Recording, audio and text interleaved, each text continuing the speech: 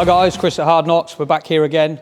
In our last episode, you saw us with the 1930s hot rod. Today we're going to run through what we've done to it. It's almost finished now. We've got a couple of bits left to do. And hopefully it's going to leave us in the next few days. So come on, we'll show you what we've done and we'll catch up with it. So as you can see from the last video, we told you that everything underneath, everything up top, everything in the front and the rear, we have designed and built. So what we've done this time around, the initial shock linkage used to run from this rocker to this mounting point here.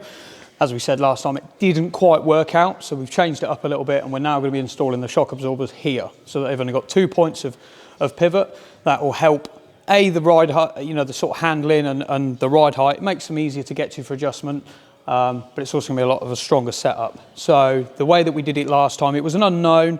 It hadn't really been done before, and without getting, custom coilovers machined, etc., we didn't know if it was going to work. Unfortunately, it didn't, so we've got it back in. We've figured it all out.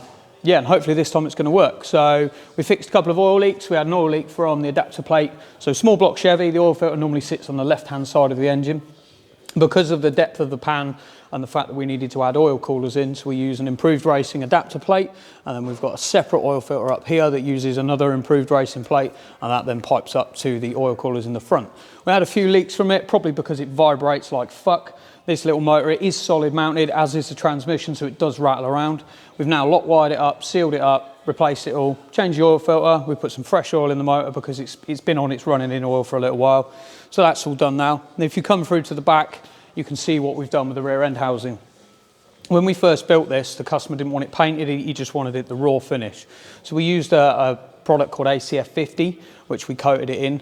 And usually you have to top this up every 6 to 8 weeks. Unfortunately, that didn't happen, so it began to rust where it was just sat.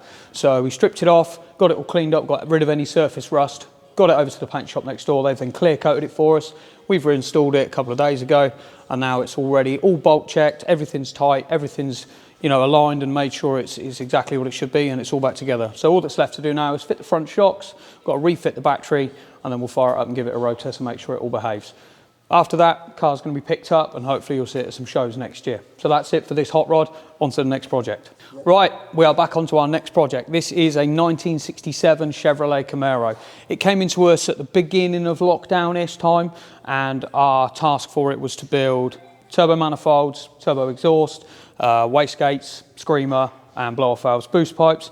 The intercooler was already mounted by the customer, so we're working alongside that. What we've been doing, the manifolds were built last year and then it had to go away for paint.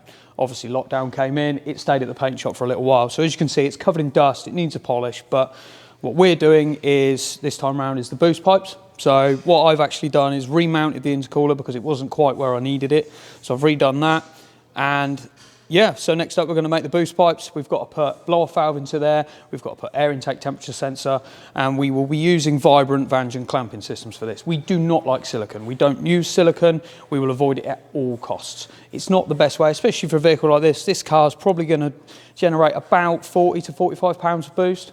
So the engine that you can see in it, it is a 6.2 litre LS3. It's turbocharged.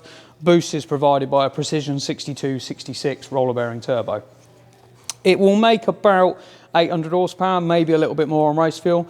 Again, the owner's fitted the engine himself, he's wired it, etc. So we're not doing any of that.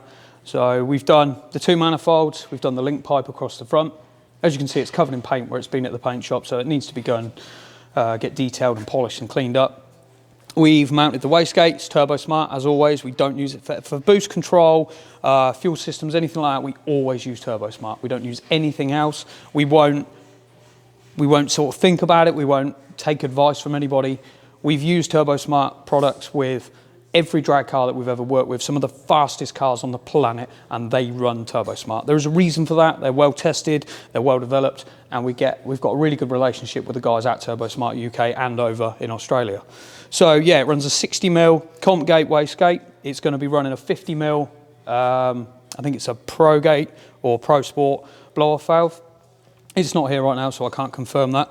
So yeah, this is what we've done. The car's been painted in Merlin purple, so that will be getting detailed up and it'll be nice and shiny, nice purple colour, real deep. We are a big fan of this car. It would have been nice to have been able to build it from scratch, but the owner's pretty clued up, pretty handy, so he's done a lot of it himself. The only stuff that he's brought it to us for is the specialist fabrication, because that's what we do.